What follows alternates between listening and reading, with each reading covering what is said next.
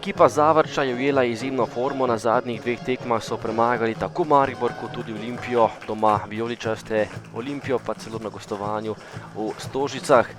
Prva akcija dvoboja je pripadla gostom, poskušal je Amer Krcič, to je bila lepa priložnost, a na koncu dobra reakcija Rogača. Nadaljevanje akcije, priložnost za Velenjčane, poskušal je Mario Babič, ampak tale strel je šel tokrat mimo vrat. Prva akcija tudi za domače nogometaše, poskušal je Tahiraj, ampak nekoliko mimo gola. No, napad Zavrča, streljal je Zorko in vratnica je tokrat rešila gostujočega vratarja, sreča za Velenjčane.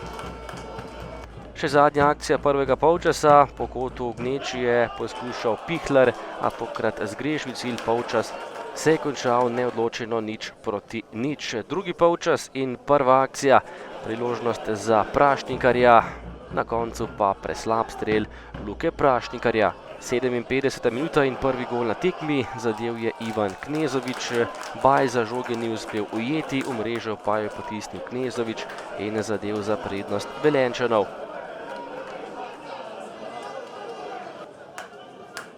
Še napad Knapov, tokrat je meril Klemen Bolha, na pravem mestu domači vratar Bajza. Kmalu pa že izenačenje, zadel je Lovro Cvek, izenačenje domačega moštva v režiji Riere, ki je prikazal dobro igro na tem dvoboju, kapetan pa je izkoristil lepo asistenco in prišel do zadetka za 1-1.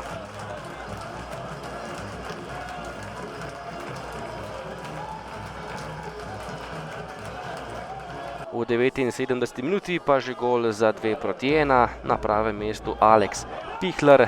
Rezultatski preobrat, Pihler je žogo pospremil mrežo po lepi podaji pred vrata in Zavrč je prišel do prednosti.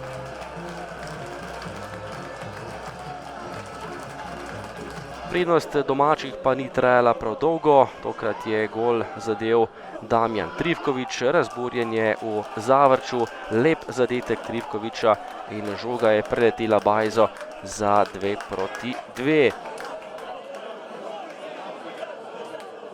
Zadnja minuta in prekršek Damjana Trifkoviča, to je bil še drugi rumeni karton za tega nogometaša in s tem tudi izključitev.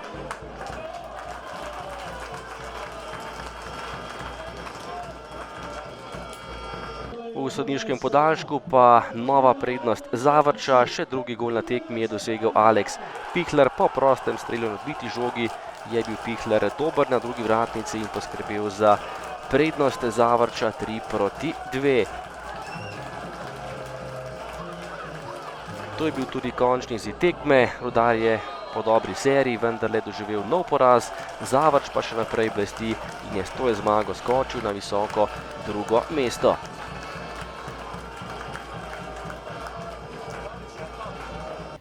Ja, res je, po nekako dobrem prvem polčasu brez zadetkov sicer, ampak mislim, da smo celo boljše odigrali prvi polčas, ko ni bilo zadetkov, ampak vseeno drugi polčas je bil zelo razburljiv. Po rezultatskem zaostanku spet pridemo v vodstvo, pa dobimo še en zadetek in mislim, da smo danes pokazali spet naš karakter, da tudi po zaostanku se ne predamo, nadaljujemo z isto igro in da na koncu smo uspeli obrniti rezultat in osvojiti nove 3 točke. Ja, res je. Sicer v prvem polčasu ni bilo dosti za videti, je bila malo raztrgana igra na naši strani, ampak drugi polčas lepša igra, dvakrat smo zadeli, nažalost smo v zadnji minuti dobili gol in nesreča pač.